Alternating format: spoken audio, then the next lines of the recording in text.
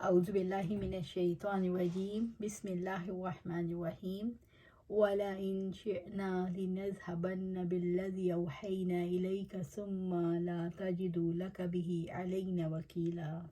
اور یقیناً اگر ہم چاہیں تو ہم ضرور بضرور لے آئیں اس کو جو ہم نے آپ کی طرف وحی کی ہے، پھر آپ اس پر ہمارے مقابلے میں کوئی حمایتی نہ پائیں گے۔ سورۃ بنی اسرائیل آیا 86۔ وَلَئِن شِئْنَا لِنَذْهَبَنَّ بِالَّذِي أَوْحَيْنَا إِلَيْكَ، اور یقیناً اگر ہم چاہیں تو ہم ضرور بضرور لے جائیں اس کو جو ہم نے آپ کی طرف وحی کی ہے۔ قرآن اور وحی اللہ تعالیٰ کی عظیم نعمت، فضل، احسان اور رحمت ہے۔ اللہ رب العزت نے آپ صلی اللہ علیہ وآلہ وسلم پر قرآن نازل فرمایا جو ان کے لیے بہت بڑا انعام ہے جس کا اندازہ نہیں کیا جا سکتا۔ اس وحی کے قریب باطل نہیں آ سکتا۔ ابن مسعود رضی اللہ تعالیٰ عنہ فرماتے ہیں میں آخری زمانے میں شام کی طرف ایک سرخ ہوا چلے گی، کہ بتاتے کہ شام کی طرف سے ایک سرخ ہوا چلے گی جس سے قرآن میں اور دلوں میں قرآن کی ایک آیت بھی نہ رہے گی، اور مصاحف اور قلوب سے قرآن اٹھا لیا جائے گا۔ پھر آپ نے یہ آیت پڑھ کر سنائی کہ ہم وہی سلب کرنے پر بھی قادر ہیں۔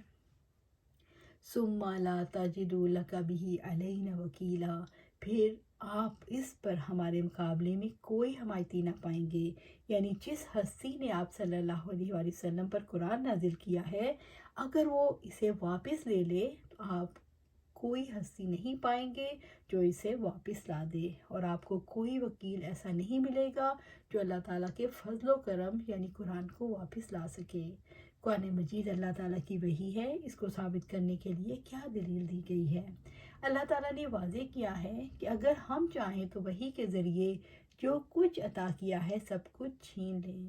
اگر ہم تم سے یہ علم چھین لیں تو ہمارے مقابلے کے لیے کوئی حمایتی نہ پاؤ گے۔ الا رحمۃ من ربک ان فضلہ کان علیک کبیرا، مگر یہ صرف آپ کے رب کی طرف سے رحمت ہے، یقیناً آپ پر اس کا فضل ہمیشہ سے بہت بڑا ہے۔ سورۃ بنی اسرائیل آیا 87۔ الا رحمۃ من ربک، مگر یہ صرف آپ کے رب کی طرف سے رحمت ہے۔ قرآن مجید کا نزول اور اس کی حفاظت اگرچہ پوری انسانیت پر اللہ تعالیٰ کا احسان ہے، لیکن صاحب قرآن محمد صلی اللہ علیہ وآلہ وسلم پر اللہ تعالیٰ کی خصوصی رحمت ہے۔ اللہ سبحانہ تعالیٰ فرماتے ہیں یقیناً آپ پر اس کا فضل ہمیشہ سے بہت بڑا ہے۔ اِنَّ فَضْلَهُ كَانَ عَلَيْكَ كَبِيرًا، آپ پر اللہ تعالیٰ کا اتنا فضل و کرم ہے جس کا اندازہ نہیں کیا جا سکتا۔ رب العزت نے فرمایا آپ کہہ دیں یہ اللہ تعالیٰ کے فضل اور اس کی رحمت سے ہے، سو اسی کے ساتھ تو لازم ہے کہ وہ خوش ہوں۔ وہ ان تمام چیزوں سے بہتر ہے جسے لوگ جمع کرتے ہیں۔ سورۃ یونس آیا 58۔ قرآن مجید اللہ تعالیٰ کی رحمت سے نازل ہو اس کی وضاحت کریں کہ اللہ کی رحمت سے ہی نازل ہوا ہے۔ اللہ تعالیٰ چاہتے تو وہی نہ کرتے، یہ اس کی رحمت ہے کہ اس نے انسانیت کو سچے علم سے محروم نہیں رکھا۔ اللہ تعالیٰ چاہتے تو وہی کو سلب کر لیتے۔ اللہ تعالیٰ نے اپنے بڑے فضل سے اپنی رحمت سے محمد صلی اللہ علیہ وآلہ وسلم پر قرآن نازل کیا۔ قُلْ لَئِنِ اجْتَمَعَتِ الْإِنسُ وَالْجِنُّ عَلَىٰ أَن يَأْتُوا بِمِثْلِ هَٰذَا الْقُرْآنِ لا یاتون بمثلہ ولو کان بعضهم لبعض ظہیرا، آپ کہہ دیں یقیناً اگر تمام انسان اور تمام جن اس پر اکٹھے ہو جائیں کہ اس قرآن جیسی کوئی چیز لے آئیں تو وہ اس جیسی نہ لا سکیں گے اگرچہ وہ ایک دوسرے کے مددگار ہوں۔ سورۃ بنی اسرائیل آیا 88۔ یہ اس بات کی قطعی دلیل ہے کہ اللہ تعالیٰ نے تمام جن اور انسانوں کو معاوضے کی دعوت دی ہے، وہ اس جیسا قرآن بنا لائیں، اور اس کے ساتھ ہی اللہ تعالیٰ نے ان کو آگاہ بھی فرما دیا کہ وہ اس جیسا قرآن نہیں لا سکتے، خواہ وہ ایک دوسرے کی مدد ہی کیوں نہ کر لیں۔ یہ سب کچھ اسی طرح واقعہ ہوا جس طرح اللہ تعالیٰ نے خبر دی تھی۔ جھٹلانے والوں کی بہت زیادہ خواہش تھی کہ وہ کسی طریقے سے اس دعوت کو جھوٹا ثابت کریں جسے رسول اللہ صلی اللہ علیہ وسلم دے کر آئے، اور وہ لغت عرب کے ماہر اور فصاحت و بلاغت کے مالک تھے۔ اگر ان میں سے دعوت کا مقابلہ کرنے کی ذرا سے بھی اہلیت ہوتی تو ضرور اس کا مقابلہ کرتے۔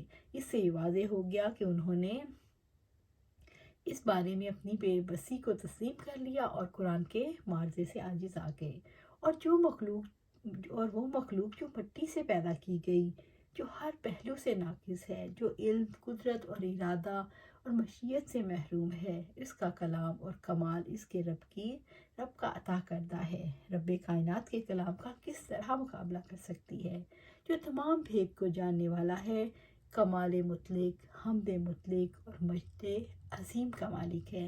وہ ایسی ہستی ہے کہ اگر 7 سمندروں کو روشنائی اور تمام درختوں کے قلم بنا دیے جائیں تو تمام روشنائی ختم ہو جائے اور قلم فنا ہو جائیں، مگر اللہ تعالیٰ کے کلمات کبھی ختم نہ ہوں گے۔ بس جیسے اللہ تعالیٰ کی صفات میں اس کی مخلوق میں سے کوئی اس کے مماثل نہیں، اسی طرح اللہ تعالیٰ کا کلام بھی، جو کہ اس کی صفت ہے، بے مثل ہے۔ اس کی ذات، اس کے اسماء، اس کی صفات اور اس کے افعال میں کوئی چیز اس کی مثل نہیں۔